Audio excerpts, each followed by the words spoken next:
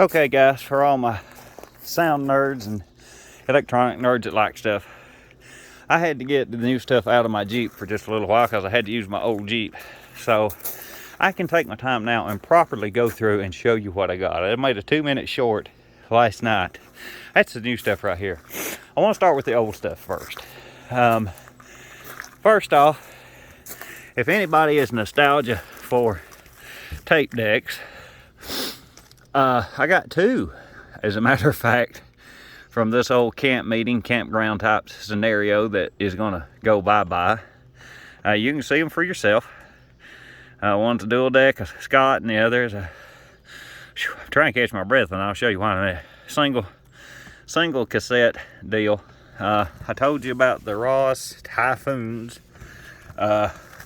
Really and truly, the Ross speakers held up okay. The only thing that was a problem, they were so old, if you look right down here, the cone starts busting in them. And of course, if you have non-powered speakers and a power board, you're fine. But if you have a non-powered board like what everybody's going to today, and non-powered speakers, you're not going to get nothing but humming and buzzing. Now, mind you, I don't have them out here with me because I'm currently working on the choir mics. Everybody knows what sensitive phantom powered choir mics are. If you've ever seen a big church or something that's got these suckers hanging down, a humongous church would usually have 2, maybe 4 in the choir loft, and that's with 500 people. Well, there was 14 of these things in a 200-foot area. So those all came out, but they're going back not to be put up, but to possibly be put for sale or whatever. Then we had the Natty. Last night I said we couldn't figure out what the brand name was. It is a Natty. I just didn't take the time to see it. Old lapel mic. When all else fails to keep the wing guard on, use duct tape. I guess that was their theory. Okay. And then of course the Audio Technica deal. The Freeway is free, all right. In their day, that was, you can see the list price right there. Now mind you, this was back in the day when you could use this type of deal. All the old cables, I mean, these things are just, this one's halfway decent, but it's got a short in it somewhere. But a lot of these, well, they just need to go be with Jesus, let me just tell you. Now, we're going to get to the boards. I want to do this one first. This was the Behringer board that I showed you last night on Discord. It worked all up until last year. We lost everything that's marked out is what they lost it channel wise, and it created an immense amount of heat for a 400 watt board to push 6 non-powered speakers. I mean, a massive amount of heat. But now I want to focus on this little Ross just a minute. Now guys, I'm gonna sit down, we're gonna talk about nostalgia just a minute. This is a 200 plus 200 watt Ross amped board from 1983. Now, if you want nostalgia, here it is. And Lammy, the Lamb, if you are watching this video at some point and you want this before it goes to the trash, brother, you're gonna have to pay the shipping and I'll give it to you. But this thing, we put it on the scale, it tipped it at 42 pounds for a soundboard. Nowadays, you can pick them up with 2 or 3 fingers. This thing is all you can do to move it. But here was the problem with it. Notice the slides, they work just fine. But let's say we needed to turn up the gain input on these boards. Gain stuck. Gain stuck. That one moves just fine. That one's okay. That, ta-da. But you notice, still left there. Some of these were so bad when we went to twist them, they broke completely off. Some of them are good, some of them need unsticking, but I'd hate to pay shipping to send this across the pond and shipping be more than what this thing's worth, because it don't put out very much at all. And we had it hooked to a non-powered 50 watt speaker. See what I mean? Things just coming apart like crazy. Had its equalizers, master EQs, all that, level indicators, PC 8400. It was kind of neat in its day, but like I say, it needs to go be with Jesus. Now, for the new stuff, and all you tech geeks, sound geeks, and guys that are going to look at me and say, well, I don't like that brand of speaker, or I don't care for that type of speaker.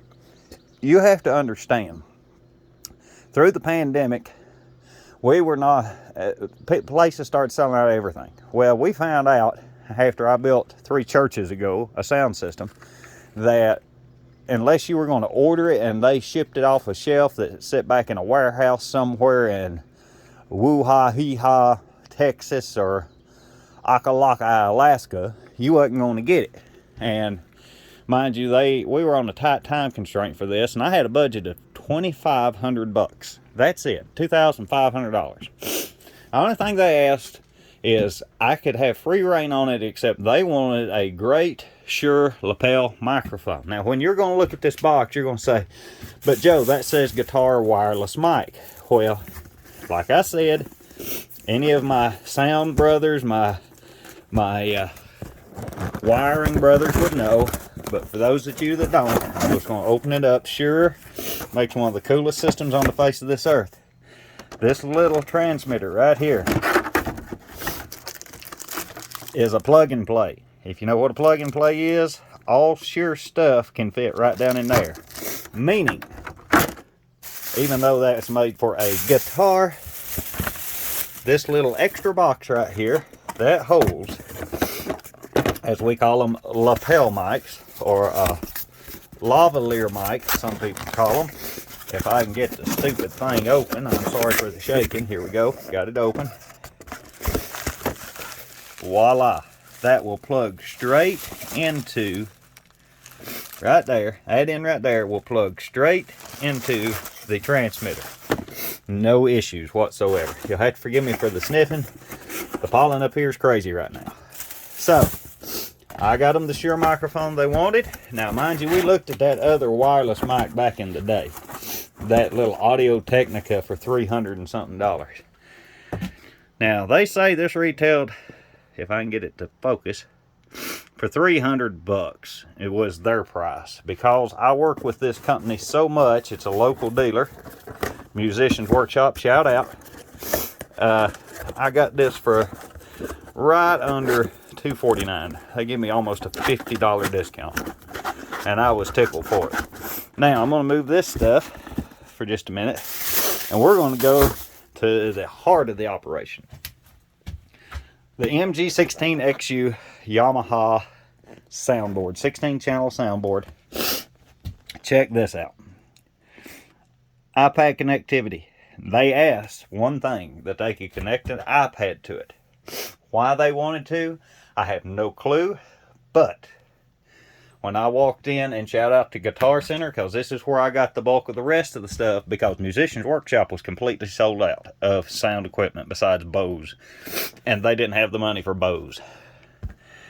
Alright, you can see right here, I'm not going to take it out of the box, but you can kind of see what this bad boy does. It's your basic simple setup. There is no major EQing or mixing besides your channel EQs here, your monitor levels, and the pan, the effects, stuff like that.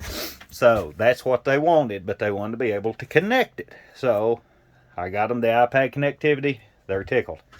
Now, we're going to go to the big boys and play. Now, this is where you say, Joe, I don't like that brand. Joe, I don't trust that brand. Joe, I've had bad deals with that brand. You've got to remember, I was on a strict budget. Now, mind you, they had 6 of these Rosses. 6 of them. They had these 2 boards, that one in the box, the Behringer, 400 plus 400. So you could say 800 watts total, because they did use all 4 channels.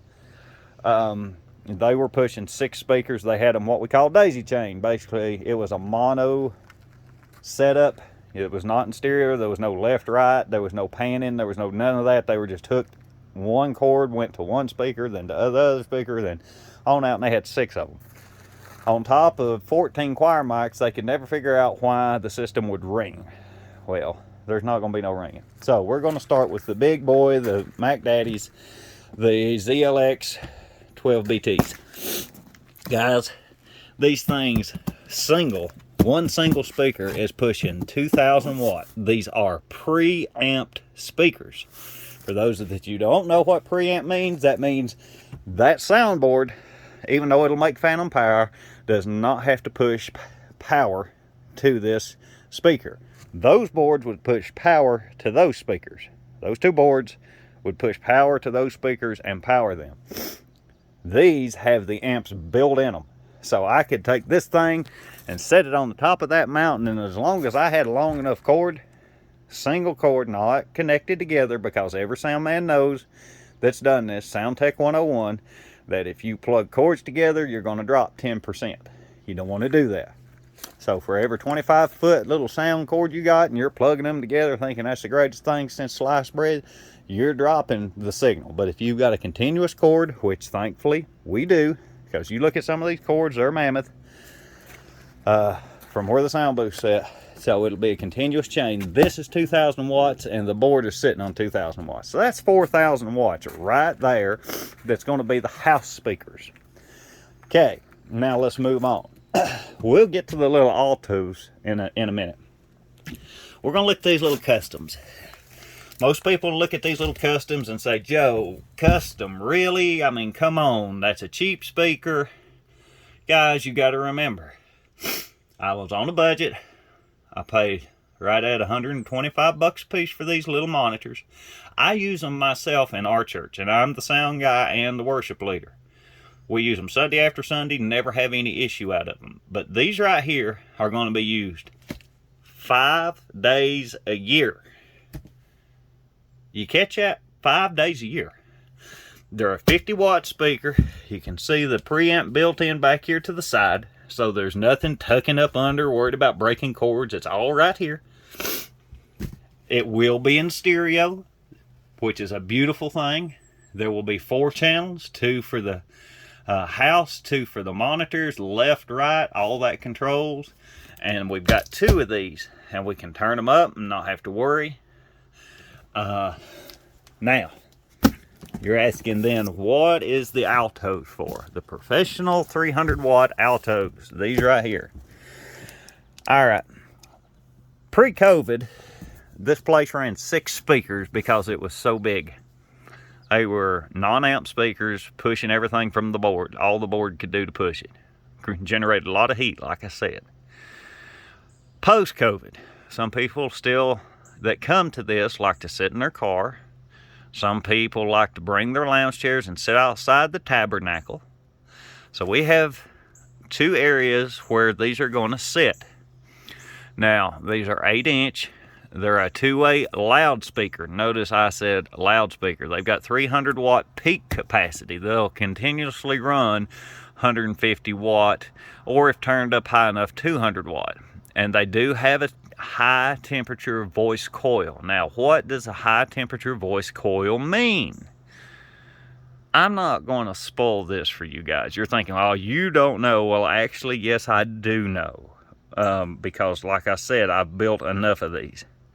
Most all these speakers have the high temperature voice coil for a reason. Now, also, these are not paper cones like you used to have it like in those Rosses. I showed you the holes in those Rosses. These are not paper coned. These are rubber coned, meaning they can last. These altos, these can sit in the rain. These can't. These can. You're thinking, no, they can't, Joe. You don't know what you're talking about. Okay, you can tell me I don't know what I'm talking about all the day long, but guess what? I'm the one building these things. You're not. I've played with these long enough to know what they do. And right here, you can see where the preamp is on this thing. You have your volume control, decimal control on and off. As long as they get power, they will have sound out the wazoo. So basically, I took a budget of $2,500. Now, they already have wireless mics besides the little Audio-Technica bull that they had for lapels. And God bless them, it's not their fault. And let me tell you why it's not their fault. It's not the old sound man's fault either. You're talking about, I live in the Appalachian Mountains, the oldest mountain range in the world. I live in the Great Smokies.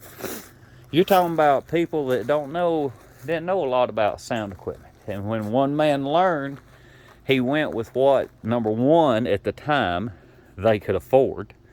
And number two, they went and did the best they could and made do with what they had. That's why there's so much stuff that's going to go bye-bye. Now, there is still some stuff left, and I'll try to do a video on that, the good stuff that's decent, like the cords and the mic stands. Eventually, we'll be putting in Shure cordless mics as the years go on down. But this is a great start for them to be able to put this in a temperature, climate-controlled area, which they have now. Used to, they didn't. We can roll our cords up. That cord was in the climate control area. This cord was not. And I promise you, I dig that on out, you're going to see some ugly stuff. So bless their hearts, they did the best they could to project the sound. But this is going to be a great base and a great start. The beauty of these speakers are this. Let's say that custom speaker lasts them 10 years, 15 years. And the preamp board goes out on it. Guess what? 125 bucks. You just drive up. If you have to order it, order it. If you don't, you don't. And they will be able to do that. But I've got them a base of a good board, a good lapel mic that will last them. Because to me, Shure microphones, the SM58s, the cordless, the corded, the Beta 58s, I found 3 1970 corded Beta 58s. I like to have died. And these were not Shure microphones. These were the Shure Brothers Dynamic Beta 58 microphones. That should show you I know what I'm talking about. They kept them. I insisted, don't you throw them away, you keep them. Because you can dig down in here. Some stuff was given. Here's an old wireless mic back from the day that went with one of these systems. Let's just dig down here and look a minute. Because I know there's stuff down in here. This was an Audio-Technica plug. Don't really know what's going on with it here. But as you can see, pieced together. Think they use that on their pulpit for the microphone. There are some other mics that we threw away that we just threw in the garbage can there, thinking that they were decent enough if somebody wanted them, they could have them. Because God bless their heart, and some of these churches are just building their systems for the first time. And I have known some people to go through the garbage and find stuff for their system. But this is going to be a good base to start all the stuff that they want to do and build from there to continue on having decent sound. Now later on, if they want to trade these and get them some JBL Ions, or if they do ever want to go to a Bose system, they can. It's no big deal. But, oh yeah, and one little treasure of mine in case Mark Dennison decides to take a little peeky-poo at this channel. The PRS 300 original Yamaha. That's for another time, another day. Because trust me, Tina and Joe have a lot of neat toys. That wrapped up right there is a baby of mine. It is from the late 80s, early 90s. It is a 6-channel amped soundboard. I'll get into that another time, but that is my personal. There's nothing wrong with it. It is meant, it is in a controlled environment because this building is heated and cooled. But I just wanted to try to break that down a little because that little 2-minute video didn't do justice of what I wanted to do. So, hope you guys enjoy this. If you have any questions, throw them in the comments. And as I start to build this, we're going to do this Monday evening about 7 o'clock.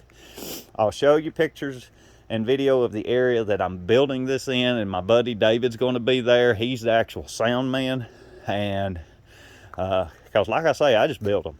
I build them to set them and forget them. That's what I'm kind of like the old infomercial that says set it and forget it. And I got to be careful saying that because I don't want to get in trouble on YouTube. But I want to build this to where it's user friendly. I want the sound guy to be able to mute and unmute, start a CD or an MP3 to sing with, and adjust, 5-second adjust to bring in the mic the way he needs it, and then leave it alone. If there's a preacher going to preach, unmute his mic, Make sure it's set correctly for his voice, and then walk away from it. He don't need to squeal. He don't need to worry about, you know, popping and cracking and humming, and we're going to build it the right way. So guys, I hope you enjoy this little 21 minute video. And like I say, Monday night, I'll do my best to go in with this build. And even though the demo's already done that we've pulled out, and I'm sorry I didn't film that, I was pushed up against the schedule, and I just didn't have time to pull my phone out while I was in the rafters of the old tabernacle, which ends will find that pretty cool, I hope. But I'll try as we put this in to show you where it's going to go. All right, guys, have a good one.